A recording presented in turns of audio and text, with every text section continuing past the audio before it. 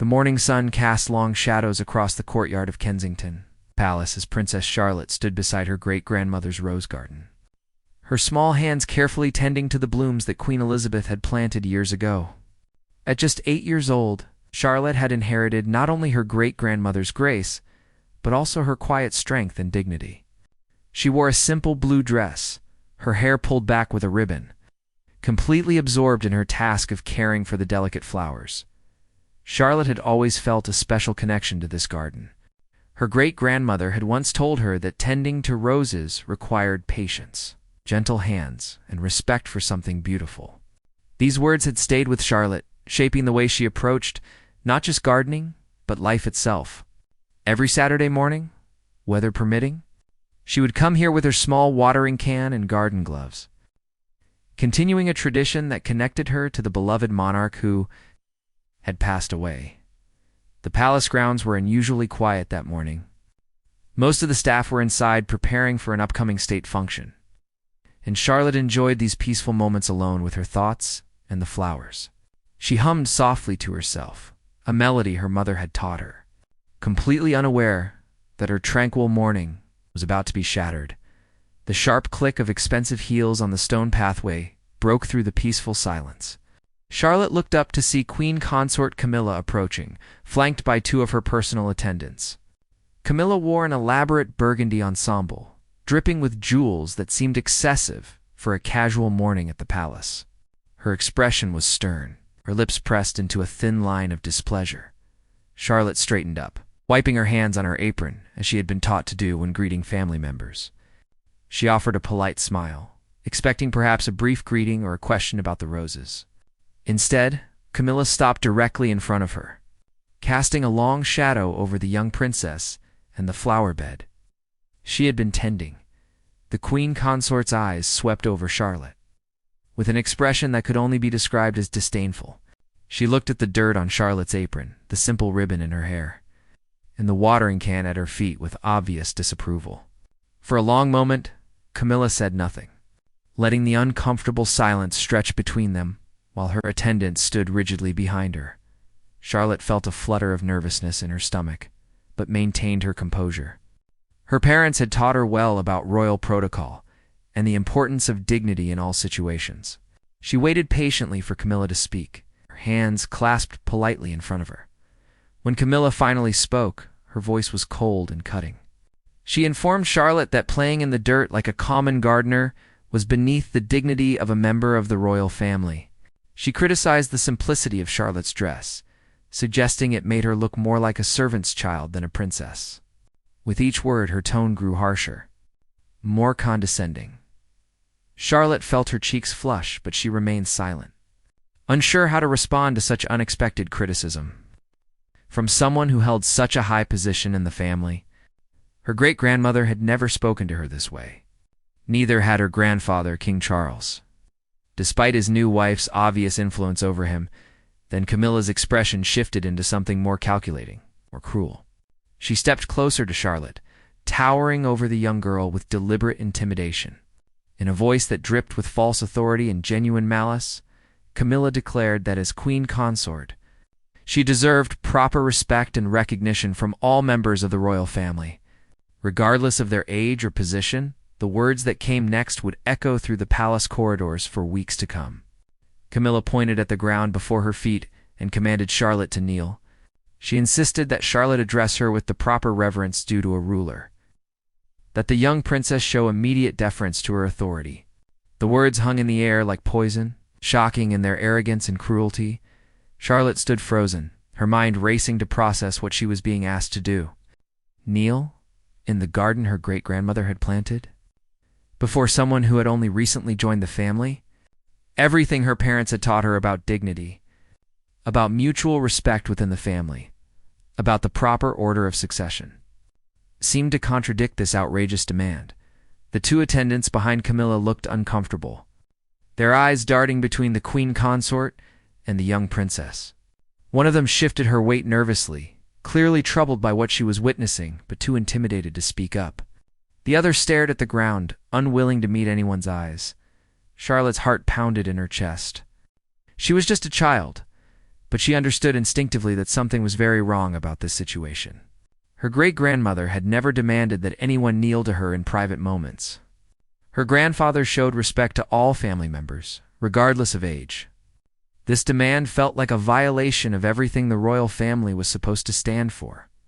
Before Charlotte could formulate a response, before she could decide whether to comply or resist, a new voice cut through the tension like a sword through silk. The voice was calm, but carried an unmistakable edge of authority and barely contained anger. It belonged to Marcus Sterling, the head of the royal guard assigned specifically to protect the young princes and princess. Marcus had been with the royal family for 15 years. Having worked his way up from a junior position to one of the most trusted roles in the palace security detail, he was a tall man in his early 40s, with sharp eyes that missed nothing and a reputation for absolute discretion and unwavering loyalty. He had protected Charlotte since the day she was born. He took his responsibility seriously. He had been conducting his regular patrol of the grounds, and he spotted the scene unfolding in the rose garden. From a distance, he had seen Camilla approach Charlotte, and something about the queen consort's body language had immediately put him on alert. As he drew closer, moving quietly along the perimeter of the garden, he heard the entire exchange. Marcus had witnessed many things during his years of service, but nothing had prepared him for the sight of a grown woman demanding that an 8-year-old princess kneel before her in such a degrading manner. Every instinct in his body told him to intervene, and for once, protocol and instinct aligned perfectly. He stepped into the garden clearing with measured steps, his presence immediately commanding attention. His uniform was immaculate, his bearing military precise, but his eyes blazed with controlled fury as they fixed on the queen consort. He positioned himself slightly in front of Charlotte, not overtly blocking Camilla, but making his protective stance unmistakably clear. Camilla turned sharply at his arrival, her expression shifting from cruel satisfaction to indignant surprise. She demanded to know why he was interrupting a private family matter, her voice rising with anger at his audacity. She reminded him of her position as queen consort and suggested that his career would be very short. If he did not remove himself immediately, Marcus did not flinch. He had faced down threats far more dangerous than an angry royal spouse. In a voice that remained respectful but carried steel underneath, he informed Camilla that his duty was to protect Princess Charlotte from all threats, and he took that duty very seriously. The implication was clear, though unspoken, that he considered the queen consort's behavior a threat to the young princess's well-being. The air in the garden grew thick with tension. Camilla's face flushed red with rage at this perceived insubordination. Her attendants looked genuinely frightened now, understanding that they were witnessing something unprecedented, something that could have serious consequences for everyone involved. Charlotte stood behind Marcus, her small hand unconsciously gripping the back of his jacket. She felt safe with him there, but she also felt the weight of the moment, sensing that something significant was happening, something that would change the dynamics within the palace walls. Marcus continued, his words carefully chosen, but devastating in their precision. He pointed out that Princess Charlotte was third in line to the throne, a position of constitutional significance that demanded respect. He noted that demanding a member of the direct line of succession kneel before someone who held no such position was not only inappropriate, but potentially problematic from a protocol standpoint. He went further, his voice never rising but somehow growing more powerful with each word. He mentioned that King Charles himself had established clear guidelines about treating all family members with dignity and respect, especially the children. He suggested that perhaps the queen consort had forgotten these guidelines in her zeal to assert her authority. Then came the words that would be repeated in whispered conversations throughout the palace staff for months afterward. Marcus looked directly at Camilla and stated clearly that if she wished to press her demand that Charlotte kneel, he would be happy to escort both of them immediately to King Charles, so that His Majesty could clarify the proper protocol in such situations. The offer hung in the air like a challenge. Everyone present understood the implications. If this matter went before the king, Camilla would have to explain why she had demanded such degrading deference from his young granddaughter. She would have to justify her actions before the one person whose opinion actually mattered, whose word was truly law within the family. Camilla's expression went through a rapid series of changes, from rage to calculation to barely concealed panic. She had overplayed her hand, and she knew it. In her desire to establish dominance, to put the young princess in what she considered her proper place, she had created a situation that could seriously damage her standing with her husband if it became widely known.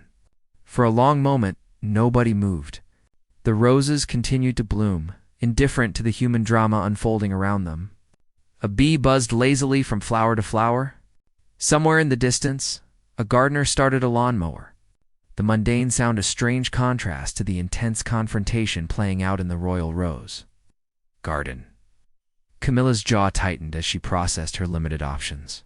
She could see the determination in Marcus Sterling's eyes, the unwavering resolve of a man who had spent his entire career protecting the royal children and would not be intimidated by titles or threats. She glanced at her two attendants, both of whom now seemed to find the roses absolutely fascinating, their eyes fixed anywhere but on their employer. The queen consort attempted to recover her composure, drawing herself up to her full height and arranging her features into a mask of offended dignity. She declared that Marcus had grossly misunderstood the situation, that she had simply been teaching Charlotte about proper royal deportment and respect for hierarchy. Her voice carried a false brightness now, transparent attempt to reframe her cruel demand as something educational and benign. Marcus remained unmoved by this sudden change in narrative. He had heard every word of the exchange, seen the deliberate cruelty in Camilla's eyes when she pointed at the ground and demanded that Charlotte kneel. He had witnessed the fear and confusion on the young princess's face. No amount of revisionist storytelling could erase what had actually occurred. With the same measured calm that had characterized all his words, Marcus suggested that if the queen consort's intentions had been purely educational, she might consider discussing appropriate teaching methods with the Prince and Princess of Wales, who were, after all, Charlotte's parents and had very specific ideas about how their daughter should be raised and educated. The implication was clear. If Camilla wanted to play the role of educator, she would need to go through the proper channels, not ambush a child in a garden. Charlotte, still standing behind Marcus, felt a wave of relief wash over her. She had been so confused, so hurt by Camilla's harsh words and impossible demand. Her great-grandmother had taught her that royalty meant service, not domination, that respect was earned through kindness and duty, not demanded through intimidation. Marcus's intervention had validated what Charlotte's instincts had been telling her. This situation was wrong, and she did not have to accept it. Camilla's carefully constructed excuse was crumbling around her. She could see it in the way Marcus's expression remained skeptical, in the nervous shuffling of her own attendants, in the quiet strength emanating from the small princess who had refused to kneel. The queen consort realized that pressing the issue further would only deepen the hole she had dug for herself. She made one last attempt to assert her authority, reminding Marcus that as queen consort, she outranked him considerably and could have him removed from his position with a single word to the king. It was meant to sound threatening, but even as the words left her mouth, they rang hollow. Everyone present knew that King Charles valued competence and loyalty above all else in his staff, and Marcus Sterling had both in abundance. Marcus met her threat with a slight inclination of his head, a gesture that was technically respectful but somehow conveyed complete fearlessness. He stated simply that he served at His Majesty's pleasure and would happily accept whatever decision the king made regarding his employment. However, he added, he would never compromise his duty to protect the young royals, regardless of consequences to his career. His words carried the weight of absolute conviction. The standoff had reached its conclusion. Camilla understood that she had lost this battle decisively. If she continued to push, Marcus would make good on his offer to bring the matter before King Charles. The scene would be described in detail, her cruel words repeated, her demand that an 8-year-old kneel before her laid bare for judgment, even if Charles sided with his wife out of marital loyalty, which was far from certain. The incident would become palace lore, undermining her authority far more than this private defeat. With a sharp gesture to her attendants, Camilla declared that she had more important matters to attend to and had wasted enough time on this conversation. She cast one more withering look at Marcus, a silent promise that this was not over, that she would remember this humiliation. Then she turned on her expensive heels and strode away from the rose garden, her attendants hurrying to keep up with her angry pace as the sound of her footsteps faded. The tension in the garden began to dissipate like morning fog under the sun. Marcus remained standing for a moment, ensuring that Camilla and her attendants were truly gone before he turned to check on Charlotte. The young princess was trembling slightly, the adrenaline and stress of the confrontation finally catching up with her now that the immediate threat had passed. Marcus knelt down to Charlotte's level, his stern demeanor softening as he looked at the frightened child. He asked gently if she was all right, if the queen consort had said or done anything else that had upset her.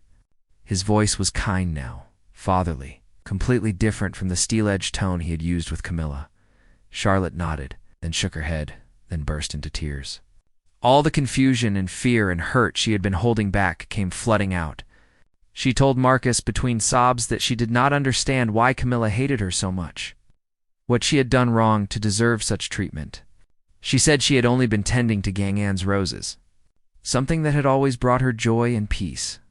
And suddenly she was being yelled at and told to kneel like she was nothing. Marcus listened patiently, letting Charlotte express all the emotions she had been forced to suppress during the confrontation. He offered her his handkerchief, waited for the tears to subside, and then spoke to her with gentle wisdom. He told her that she had done absolutely nothing wrong, that tending to her great-grandmother's garden was a beautiful way to honor Queen Elizabeth's memory, and showed the kind of character that would make her a wonderful, royal one day. He explained that some people feel threatened by grace and goodness in others, that they try to diminish those qualities because it makes them feel bigger by comparison.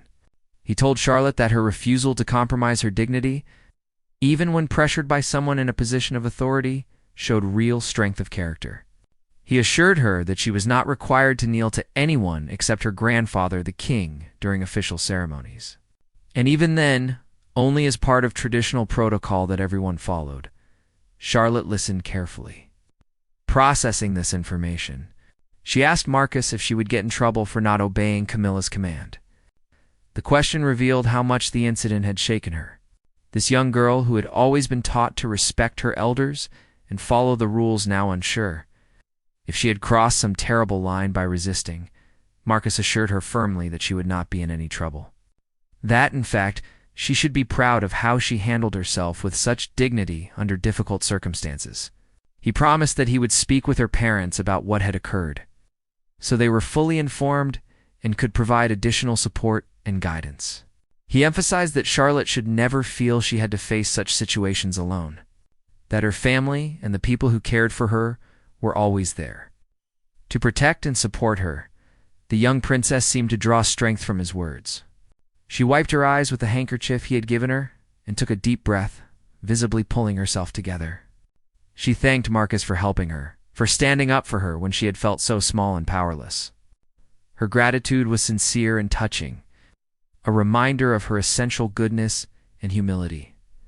Marcus smiled at her, suggested that perhaps they should return to the palace, that he would escort her to her rooms where she could clean up and rest before her parents. Return from their morning engagement? Charlotte agreed, casting one last look at the rose garden that had been the setting for such an unpleasant confrontation. She resolved silently that she would not let Camilla's cruelty taint this special place, that she would continue to tend these roses in her great-grandmother's memory no matter what. As they walked back toward the palace, Marcus kept up a gentle conversation, asking Charlotte about her favorite flowers and what she had learned about gardening from Queen Elizabeth. He was deliberately steering her thoughts away from the confrontation, helping her process and move past the trauma of the experience. It was part of his job, but it was also genuine care for a child he had protected since birth. Inside the palace, word of the confrontation was already beginning to spread. One of Camilla's attendants, troubled by what she had witnessed, had quietly mentioned the incident to another staff member. That person had told someone else, and so the story began to ripple through the complex social network of palace employees. By afternoon, Nearly every member of the household staff would know some version of what had occurred in the rose garden. The details varied slightly with each retelling, but the core facts remained constant. The queen consort had demanded that young Princess Charlotte kneel before her. Marcus Sterling had intervened to protect the child. Camilla had been forced to back down in the face of his principled stand. The staff, many of whom had served the royal family for decades and had watched Charlotte grow from an infant, were largely sympathetic to the young princess and impressed by Marcus's courage. In her private chambers, Camilla paced back and forth like a caged animal, her rage unabated despite having retreated from the garden. Her attendants stood nervously near the door, unsure whether they should stay or go, whether speaking would make things better or worse. The queen consort ranted about Marcus's insolence, about Charlotte's presumption, about the general lack of respect she received despite her position. What Camilla could not see, what her anger blinded her to, was how her own actions had undermined her authority far more effectively than any enemy could have. By attempting to humiliate a beloved young princess, by overreaching so dramatically in her assertion of power, she had revealed insecurity and cruelty that would damage her standing within the family and among the staff. The incident would become a defining moment in how people viewed her, a crystallization of concerns many had harbored but not openly expressed. Meanwhile, Marcus filed his official report of the incident with his supervisor and requested a meeting with the Prince and Princess of Wales at their earliest convenience. He knew that William and Catherine needed to hear about this directly from him, needed to understand exactly what had occurred, so they could protect their daughter and address the situation appropriately. This was not palace gossip or minor drama. This was a serious incident involving the well-being of a child under his protection. The Prince and Princess of Wales returned to Kensington Palace late that afternoon, exhausted from a morning of official engagements at a children's hospital. William looked forward to spending quiet time with his children, while Catherine had planned to review Charlotte's schoolwork and perhaps take a walk through the gardens together. Neither of them expected to be greeted with an urgent message, requesting their immediate presence in the security. Office. William felt his stomach tighten with concern as they changed direction and headed toward Marcus Sterling's office. Urgent security requests were never good news. His mind raced through possibilities, each more alarming than the last. Had there been a threat? An attempted breach of palace grounds? Was one of the children hurt? Catherine reached for his hand, her face pale with worry. Sharing his anxiety, Marcus stood when they entered his office, his expression grave but controlled. He gestured for them to sit, closed the door carefully, and then delivered his report with military precision. He recounted every detail of the morning's incident, from the moment Camilla approached Charlotte in the rose garden to the final retreat of the queen consort and her attendants. He left nothing out, including Camilla's exact words and the fear he had witnessed on Charlotte's face. William's expression grew darker with each sentence. His jaw clenched tight, a muscle twitching near his temple and a telltale sign of barely controlled anger. Catherine's hand flew to her mouth when Marcus described Camilla's demand that Charlotte kneel, eyes filling with tears at the thought of her daughter facing such cruelty alone. By the time Marcus finished his account, both parents were struggling to contain their fury. Catherine spoke first, her voice shaking despite her efforts to remain calm. She thanked Marcus profusely for his intervention, for protecting Charlotte when they could not be there themselves. She asked detailed questions about Charlotte's emotional state, whether she seemed traumatized, whether she needed immediate support from a counselor or therapist. Her maternal instincts were in full force, every fiber of her being focused on ensuring her daughter's well-being. William remained silent for a long moment after Marcus finished answering Catherine's questions. When he finally spoke, his voice was cold in a way that Marcus had rarely heard from the usually warm and personable prince. William stated clearly that what had occurred was completely unacceptable, that no one, regardless of their position or title, had the right to treat his daughter that way. He emphasized that Charlotte was a child, not a political pawn or a target for power games. Marcus assured them that he had handled the immediate situation and that Charlotte seemed resilient. But he recommended that they speak with her soon to provide parental reassurance and guidance. He also mentioned, somewhat reluctantly, that word of the incident was already spreading among the palace staff. He felt they should be aware that this would not remain a private family matter for long. Catherine thanked Marcus again and asked him to keep them informed if he observed any changes in Charlotte's behavior or demeanor in the coming days. She wanted to ensure that her daughter did not internalize any negative feelings or develop anxiety about Palace's life because of this incident. Marcus promised to be vigilant and excused himself to give the couple privacy to discuss their next steps alone in the office. William and Catherine sat in stunned silence for a moment. Catherine broke first, tears streaming down her face as she thought about her sweet daughter being subjected to such degradation.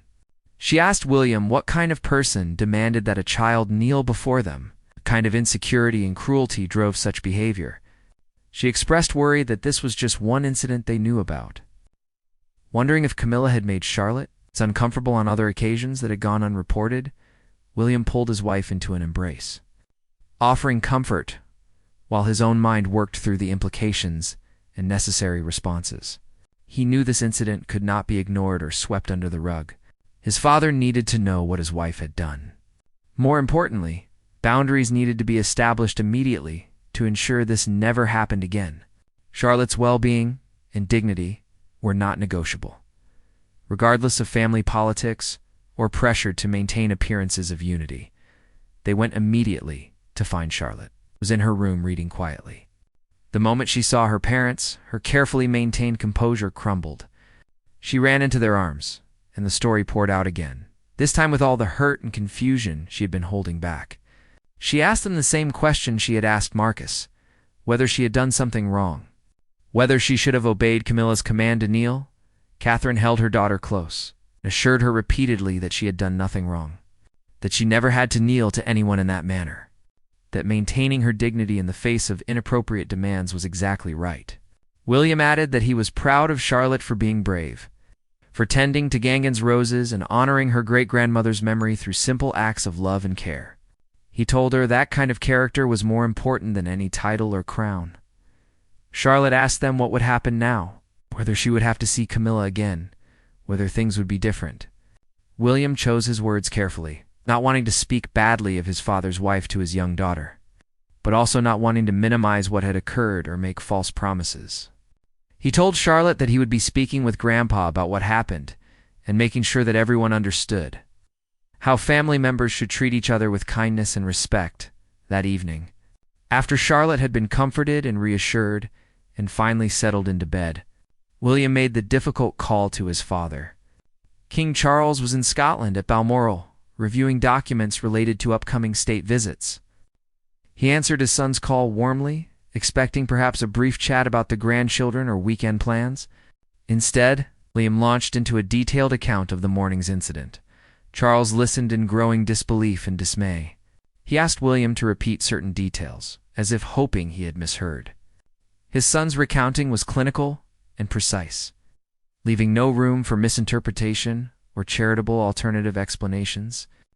When William finished, there was a long silence on the other end of the line. Charles finally spoke, his voice heavy with disappointment and concern. The king asked if Charlotte was all right, whether she needed anything, whether she was traumatized by the experience. William assured him that Charlotte was resilient and had excellent support, but emphasized that the incident itself was inexcusable, regardless of the outcome. He made it clear that he expected this matter to be addressed seriously and that boundaries needed to be established. Immediately, to protect all three of his children from similar incidents in the future, Charles admitted that he had noticed increasing tension between Camilla and certain family members, but had hoped it would resolve itself through time and adjustment to her new role. He acknowledged that perhaps he had been too passive in addressing these dynamics, too hopeful that good intentions and family loyalty would smooth over deeper issues. This incident made it clear that a more direct approach was necessary. William pressed his father, asking what specific steps would be taken to ensure Charlotte's safety and dignity going forward. He was not seeking punishment or public humiliation for Camilla, but he was absolutely insistent that clear boundaries be established and communicated. His children would not be subjected to power games or used as pawns in anyone's quest for validation or authority. On this point, William was completely immovable. Charles promised that he would return to London the following morning and have a serious conversation with Camilla about appropriate behavior and family dynamics. He assured William that Charlotte would never be placed in such a position again, that he would personally ensure all family members understood and respected proper boundaries regarding the children. He sounded genuinely distressed, caught between loyalty to his wife and his responsibility to his grandchildren.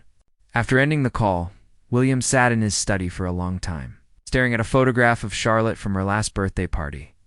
She looked so happy in the picture, laughing at something her brother George had said, completely unself-conscious and joyful.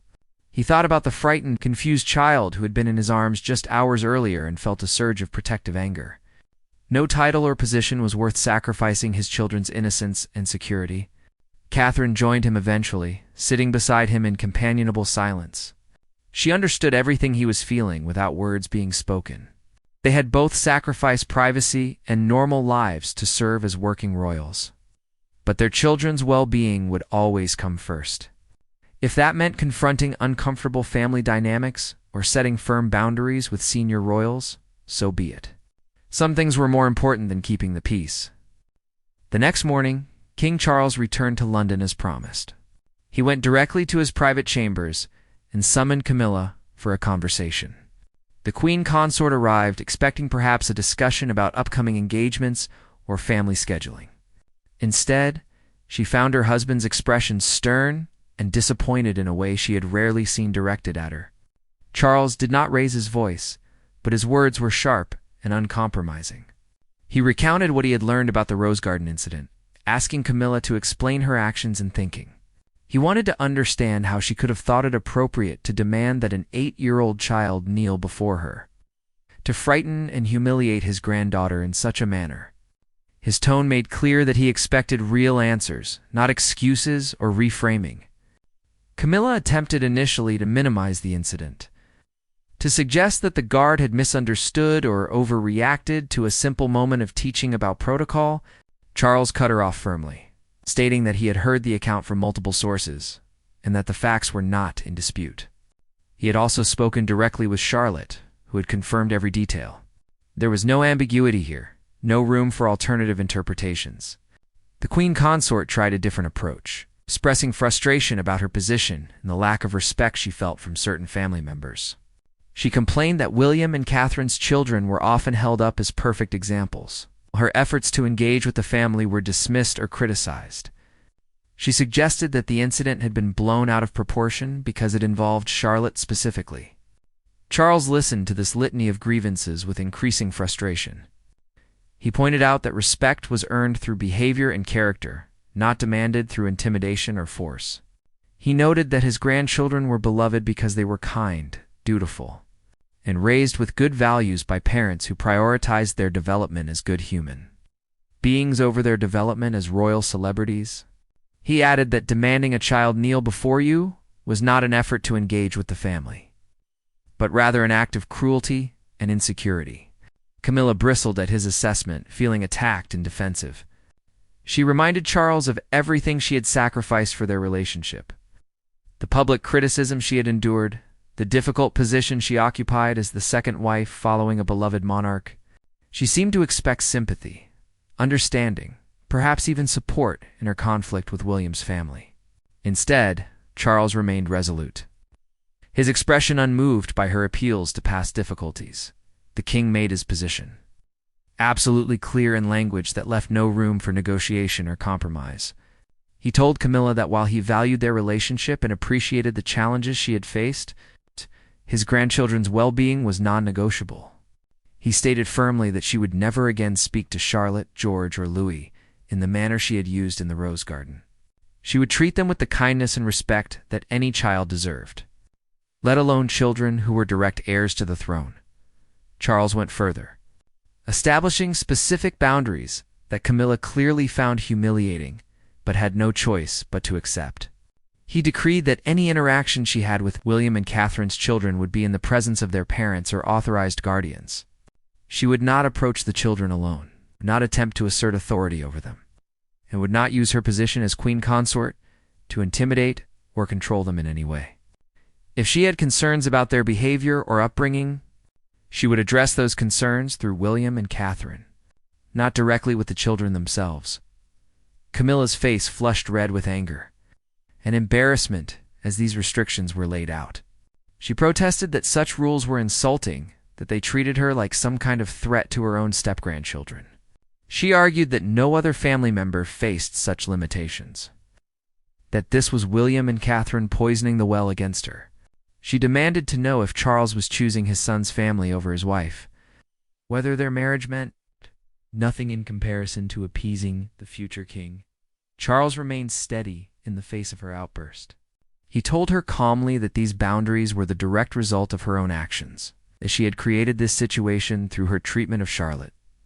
He emphasized that every other family member had earned trust through appropriate behavior, while she had violated that trust spectacularly. As for choosing between his wife and his grandchildren, he made it clear that when it came to the safety and well-being of children, there was no choice to be made. The children would always come first, without question or hesitation. He added something that cut even deeper than the restrictions themselves.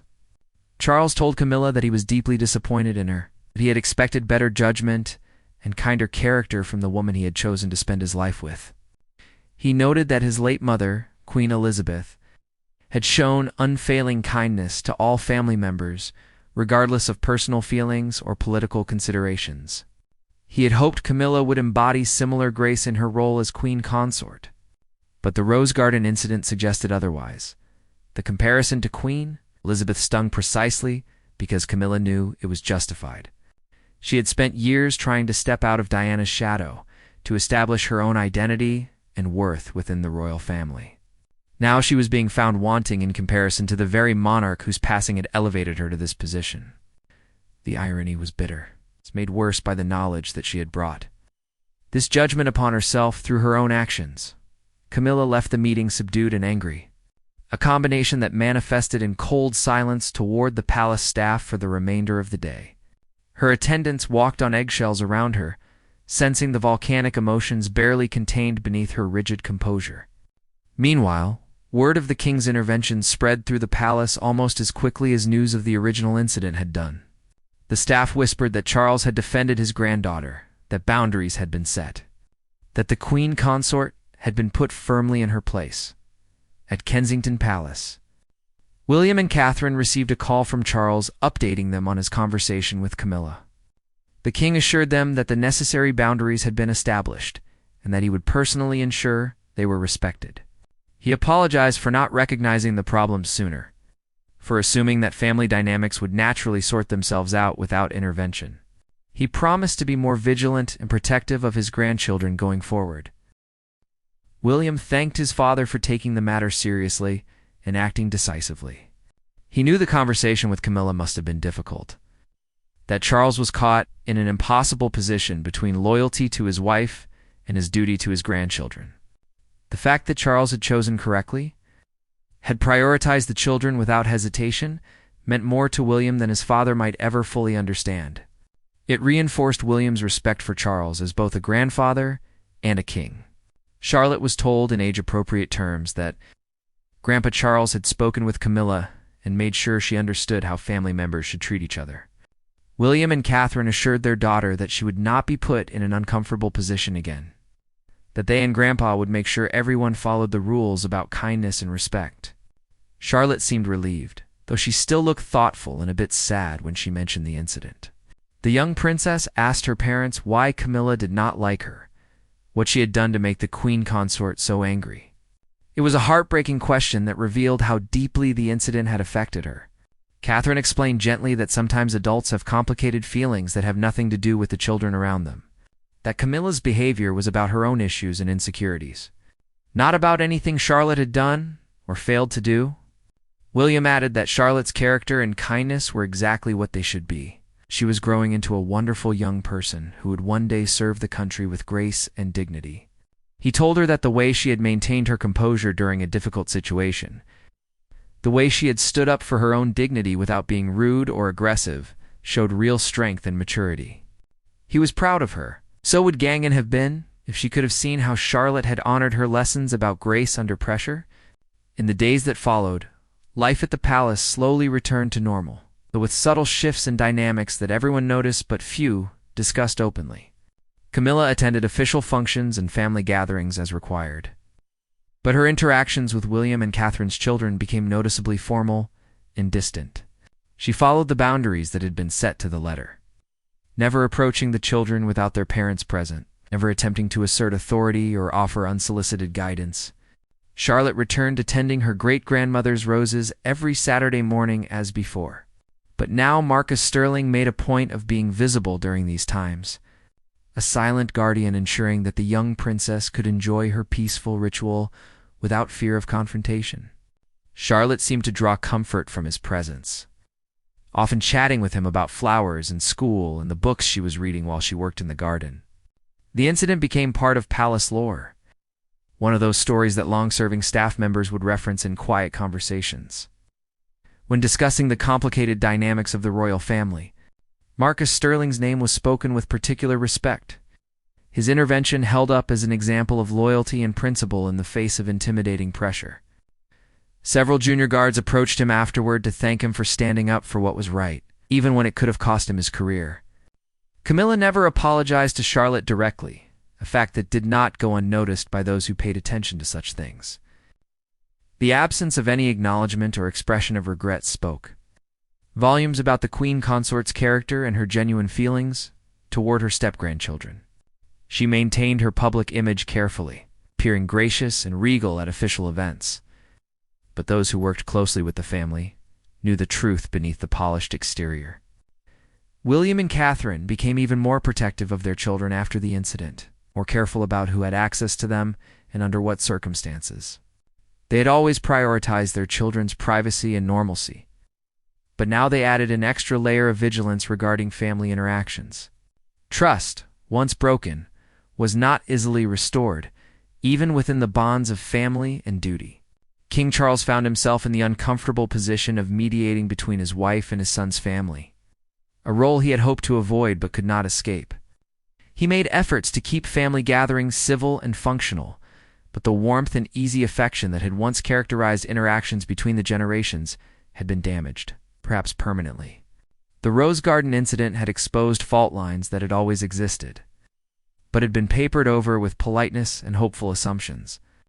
For Charlotte herself, the incident became a formative memory, one of those moments that shape a person's understanding of power, dignity, and standing up for oneself. She learned that titles and positions do not automatically confer respect, that true authority comes from character and earned trust rather than demanded deference. She learned that there were people like Marcus Sterling who would stand up for what was right even when it was difficult or dangerous to do so. The young princess also learned something about her own strength, about her ability to maintain her dignity and composure even when facing intimidation from someone older and more powerful. She had been frightened and confused in that moment in the Rose Garden, but she had not collapsed or compromised her values. She had stood her ground in her own quiet way, and then accepted help from someone who saw her worth and dignity more clearly than the person demanding her submission. In the months that followed, Charlotte seemed to grow more confident and self-assured, as if the incident had burned away some childish uncertainty and revealed the strong young woman she would become. She continued to be kind and gracious, but there was a new firmness in her bearing, a clearer sense of her own worth and position. Those who knew her well noticed the change and understood its source. Marcus Sterling continued his duties with the same quiet professionalism that had characterized his entire career. But he too was changed by the Rose Garden incident. He had always taken his role seriously, but now he had proven to himself and others that he would uphold his duty even against the most powerful figures in the realm. It was a defining moment that would stay with him long after he eventually retired from royal service. The queen consort learned her own lessons from the incident, though perhaps not the ones that might have been hoped for. She learned to be more careful, to exercise her desire for control and recognition in ways that were less publicly visible and harder to call out as inappropriate. She learned that direct confrontation with William and Catherine's children was impossible, given the boundaries now in place, so she found subtler ways to assert herself and express her dissatisfaction with her position in the family hierarchy. The relationship between Camilla and the Wales, Family never recovered the pretense of warmth that had existed before the Rose Garden incident. They maintained civility at necessary gatherings, fulfilled their public duties with professional cooperation, but the trust was gone. William and Catherine had seen their children through Camilla's eyes, had witnessed the cruelty she was capable of when she felt threatened or disrespected, and they would not forget or forgive such treatment. Years later, when Charlotte was older and better able to understand the complexities of family dynamics and royal politics, she would reflect on the Rose Garden incident with mature perspective. She would understand that Camilla's behavior had stemmed from insecurity and a desperate need to establish herself in a family that had not fully accepted her. She would feel sympathy for that insecurity, while still maintaining that it did not excuse cruelty toward a child. Charlotte would also remember Marcus Sterling with particular gratitude, recognizing how his intervention had protected not just her physical safety, but her dignity and sense of self-worth at a crucial moment in her development. She would understand that he had risked his career and position to do what was right. She would carry that example with her as she grew into her own role as a senior member of the royal family. The roses in Queen Elizabeth's garden continued to bloom year after year, tended by Charlotte with the same care and love she had shown on that fateful morning. The garden became a sanctuary for her, a place where she could connect with her great-grandmother's memory and reflect on the lessons she had learned about grace, dignity, and standing firm in the face of those who would diminish her. In that quiet space among the flowers, Charlotte found the strength and wisdom that would define her future service to the nation and the crown.